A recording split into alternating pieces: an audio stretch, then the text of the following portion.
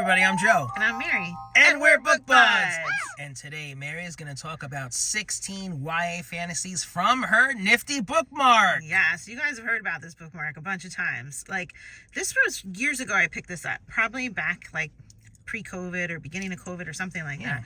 Because I was in my library and I looked at it and I was like, oh, there's some books on here that I love. And I was like, I really should read the rest of these, you know, because the ones that are on here that I had read, there were just 4 of them. And I legit, like, really, really loved them. They were Shadow and Bone and Six of Crows, Red Queen, and Caraval. And all of those were, like, top reads for me, you know? So I was like, I really need to read all of these books because if these are on here and they were top reads, then, like, I must love all of these. It's not true, though. I've been making some progress on this bookmark. Some of them are good, but some of them I'm like, oh. So of the 4 that I read when I saw this, Red Queen was one that was so fun when I found it. I was so excited. Actually, a viewer recommended it. And I was like, oh my God, this is such a Mary book. And it was a series, and I just tore through the series.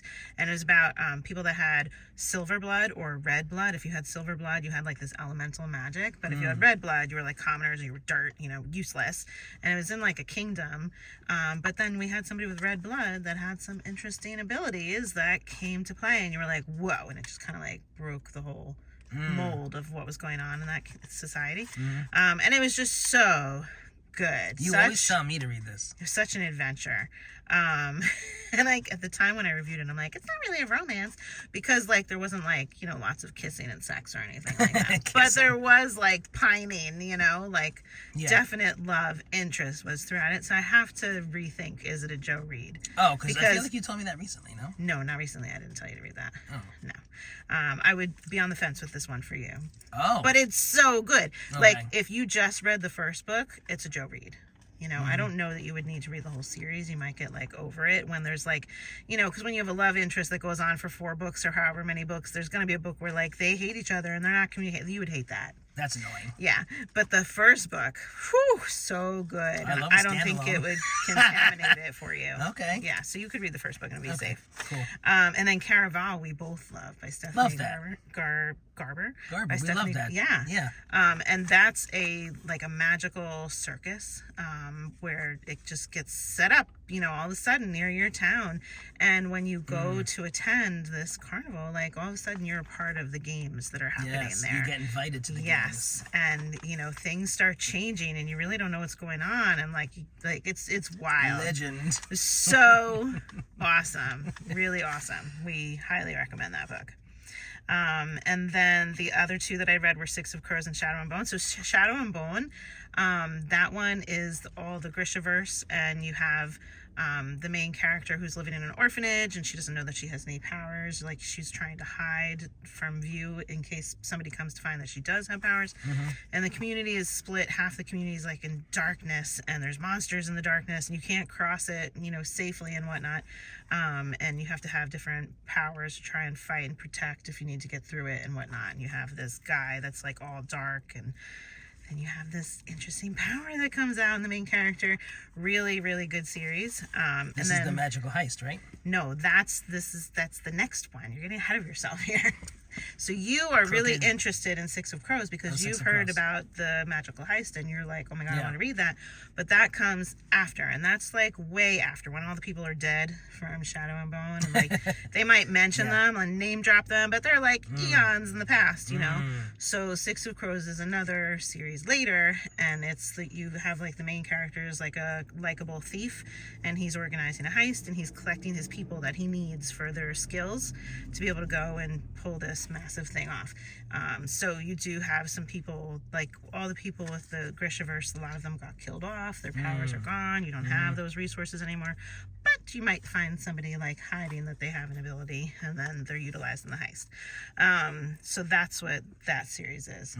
So while we're on that topic, do you guys think he could read Six of Crows without doing Shadow and Bone? Because he really wants to read Six of Crows. He's like motivated for that, but he's not motivated for Shadow and Bone. I think you could do it. I just don't know. All of it. I know. It's a lot, though, for you. And you've got so many commitments, so many books. Well, I have those special books that I bought. I know. So I need to read all of them if I'm going to get into the Grishaverse stuff. So we'll see. So those are the ones that were on here that I was like, oh my God, I need to read more, right? Mm-hmm. And so for years, I'm like, I got to read more. I read one more, and I read The Girls Made of Snow and Ice by Melissa Basherdust. And that one was fun. There was one character whose heart had been ripped out by her father, who was like a magician, and he made one of glass and put it inside. So she was really fragile and she couldn't really feel love. And then he made a girl out of snow, completely just constructed her out of snow. And there was they were living in a royal house and blah, blah, blah. There was king, things like that. And it was very good. But when I'm like, I intend to read these, I just didn't. That was the only one that I read until I set it as a New Year's resolution. Yeah. That I would read 5. That one sounded like a fairy tale. It was like a Snow White thing. Nice. Yeah. So recently, I'm like, let me do my New Year's resolution. So I did read 5 and I DNF'd 1. So we got 6 to talk about right now. Okay. So the one I DNF'd was We Hunt the Flame. Should I read this one, guys? I got this one on ebook probably 2-3 years ago, and I started reading it and I returned it. I like to read a book that just flows so easily that I don't have to be wait, what's going on? Mm-hmm. And having names that are too complicated for me to pronounce and things like that. And that's what I felt, and that's why I returned the ebook. So this time I tried audiobook. I replayed the audiobook from I listened and didn't know what was going on, and then I went back to the beginning and tried again and listened, and I was like, I'm not following this. I really I couldn't get into it, so I stopped. And I'm prepared to just cross this one off. Okay. Even though I very much like to complete things and I want to be able to say I read every single one on this bookmark, maybe I don't have to do that. Maybe I can be a little more forgiving and flexible, right? I feel like you can be. Yeah. What does it matter? I know, it really doesn't. It's just the way that I am. It's my personality. Yeah. So that one I mean, you tried it. I did try. So then a really great one that I read on this one is The Diviners. And not only did you read The Diviners, but you read the entire series. Whole series. So good. Oh, God. And this is the one that audiobook has an amazing narrator. Oh my God. We're going to do a whole video just on this series because I now have Joe listening to it. Loving it. So the narrator's amazing, but very basics, just so you know. There's a main character, Evie O'Neill, who gets in trouble in her little community, and her parents send her to the city to live with her uncle. And this is in the time of 1926, I think, and there's flappers and speakeasies and whatever else, and she's chipper. She's an interesting character. Mm-hmm. But then you find out that she has these interesting abilities, and nobody's talking about it. Nobody's educating her on what they are, how to use them, or anything like that. Right. So there's these supernatural things happening, but it's also a historical fiction because you have all sorts of fun. It's so good. History stuff happening in the city. And she did such a good job, getting us into that 1920s New York City world. Totally. Such a great job. And just the fantasy part of it is really gripping as well. And spooky. Spooky. The bad guy in the first book, his name is Naughty John, and there's a little song, Naughty John, Naughty John. Naughty John. Very scary. Yeah. Yes. Creepy. So good, guys. Really so good. So the third one, just very quick, has to do with the psychiatric hospitals on Ward's Island. I know! Oh my God! I'm loving it. So cool. It's really good. I didn't know that. Yeah, he's not done with the series yet. So when he finishes the series, we're going to do a whole review on that. Really fun. So that was a tremendously awesome discovery that I'm glad that I continue to read some on this bookmark. Another one that I read Pet only because it was a standalone and it was a very short, it was I listened to it. It was maybe 5 hours, 8 hours. I don't remember. But I was disappointing because it said that there was this monster in a painting that was or a magical creature that was coming out of the painting, and he was going to discover all the monsters in the world and blah, blah, blah. The monsters in the world were just people doing wrong. And I get that it was probably a good commentary on society and whatnot. Maybe this would be a good read for a middle schooler or something like that, classroom, to discuss the impacts of all of those things and whatnot. But for what I was looking for a fantasy that was exciting, this wasn't it. So this was not enjoyable for me. We know there's bad people out there. Yeah, I didn't want to read about it. It's I read fantasy because I don't want to be thinking about common day bad people. Exactly. Right. It's not what I like to read. All right. Another one that was a miss for me also was Bone Witch. So Bone Witch has 3 books, and I listened to the first one, and I didn't continue, which is very rare for me. Because even if I like it a little, I'll usually complete the series because I want to know how it ends. Bone Witch, I just didn't care. Oh, man. I know, and somebody on our channel recommended. They were like, oh, Bone Witch is a good one. And it starts off with this girl who's a witch, and she, like, accidentally resurrects her brother from death because of the bones, and apparently she's a bone witch, and so many witches don't have that ability, and she just did this in, like, this, I think it was, like, a fit of anger or some surge of something, you know, and, like, didn't intend to do it, but resurrected her brother. And now he's, like, you know, with her all the time. She has to always be, you know, around him. Oh, wow. She's brought him back, and, like, he's kind of different. He's, like, stripped of his humanity, really. You know, he's not quite right. Yeah. And so then she goes to, like, school to learn some of these skills and train under some witches, and there's, like, these bratty, like, almost like sorority witches that, like, she doesn't fit in with, and they're pulling pranks on her, and I was like, ugh, I don't care. This is not, like, I wanted to have more of the, like, magical creepy factor going on than the, like, training in the school with these girls being mean and just, I don't know, I wasn't loving it, so I didn't Great care. start. It was a great start. Damn. So maybe the next books went somewhere great, but I just wasn't patient with it to give it a try. So that was that one. Then We Set the Dark on Fire. This is duology, and I did read the second one, which was We Unleash the Merciless Storm. So this one, why did I read the second one? I guess it wasn't bad enough for me not to go to the second one. It's right on the threshold. Yeah, I didn't love this one. So Danny's the main character, and she is being trained to be a wife of a political figure. Okay, and she's trained to be the primary wife, and they all have secondary wives. Oh. Yeah. And she's, like, from, you know, some class that's, you know, down low, and she's slated to be the wife of this, like, major political figure. So she gets chosen, she goes and she's married him, and then there's a second in the house, and she's, like, the girl that she competed with in school is now the second in her household, and she has to be there with her.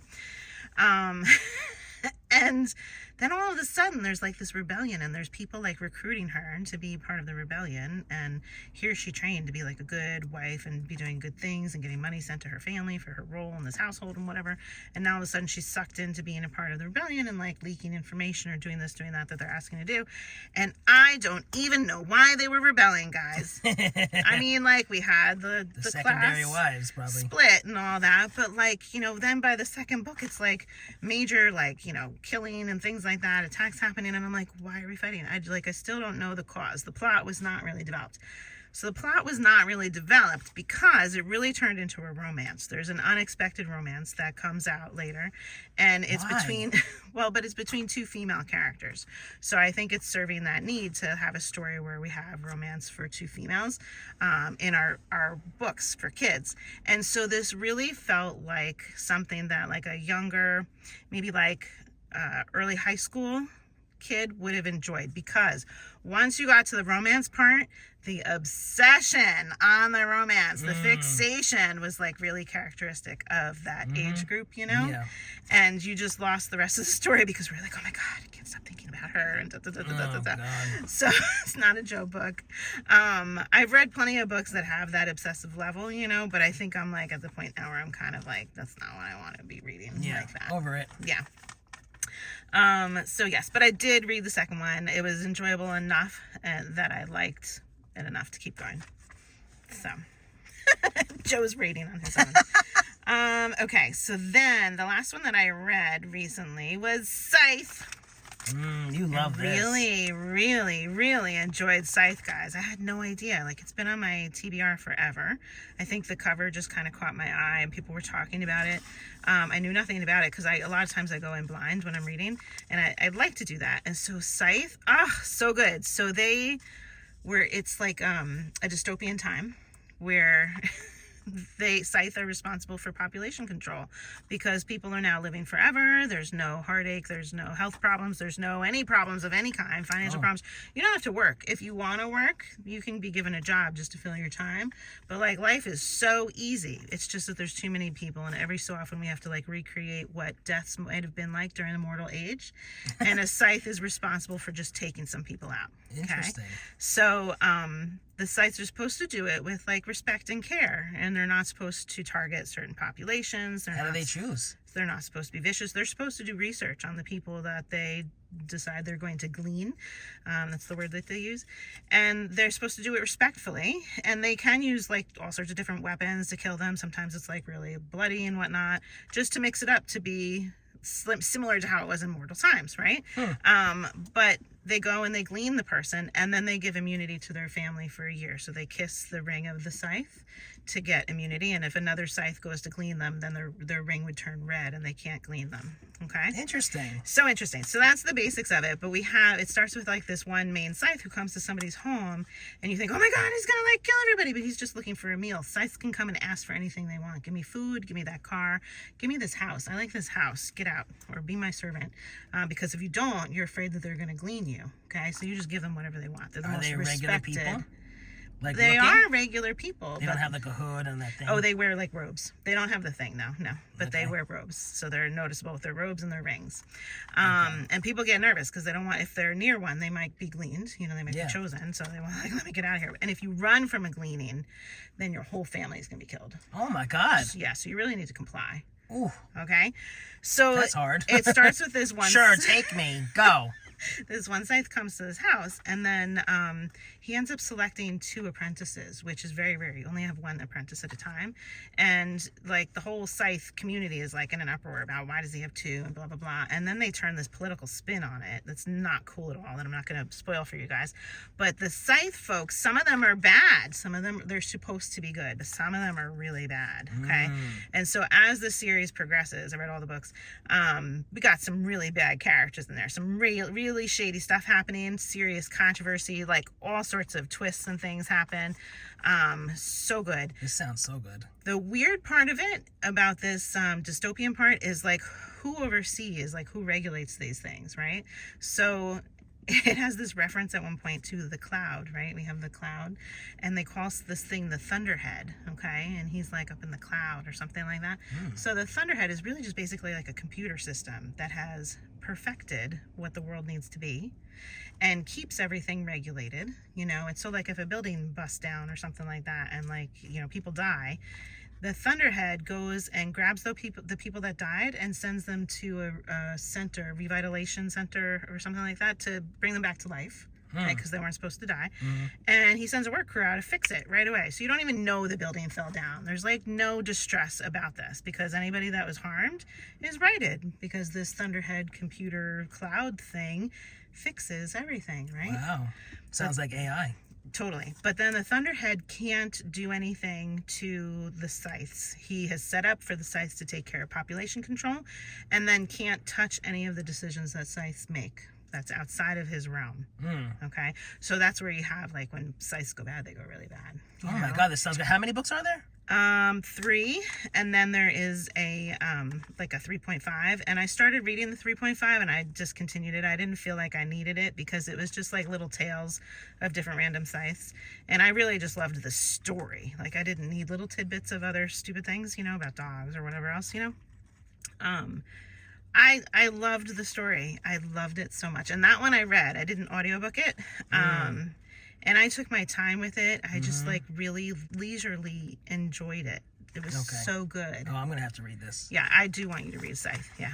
It's a Joe book. Sounds so good. Yeah, so those are the ones that I read. What's left on here that I haven't read, guys, that are also like recommended by my library, we've got Children of Blood and Bone by, who is that? I mean, Tommy Adeyemi. And then we have The Fever King by Victoria Lee. I DNF'd We Hunt the Flame by Hasfa Faisal, so let me know if I should give that one another shot. Cemetery Boys by Aidan Thomas. And then Mirage by Samaya Dowd, and Echo by Pam Munez Ryan. So if I do want to complete this bookmark, I should read all of them.